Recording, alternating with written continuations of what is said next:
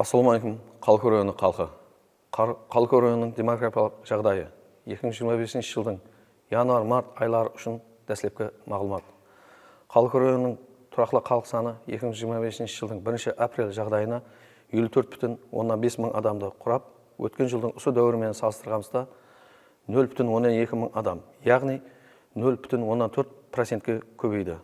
Сондан қалалық жерлердегі халық саны 13,8 мың адам, ауылдық жерлердегі халық саны 40,7 мың адамды құрайды. Туушылық дәрежесі 2025 жылдың январ-март айларында Қалқор районында 235 бала туылған болып, сәйкес түрде 1000 халыққа салыстырғанда туушылық коэффициенті 17,5 промиллді құрайды. 2025 жылдың январ-март айларында 19,8 промилл болған.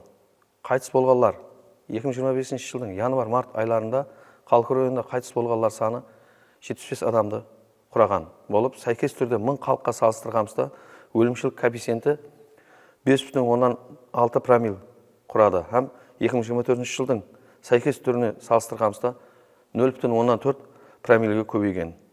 Яғни 2024 жыл январ-март айларында 5,2 промилл болған. Демек, Қалқор районының халықтың табиғи өсім коэффициенті 110 адамды құрады. 2025 жылдың январ-март айларында Қалқор районына көшіп келгендер саны 114 адам. Көшіп кеткендер саны 114 адам. Диққатіңіз үшін рахмет.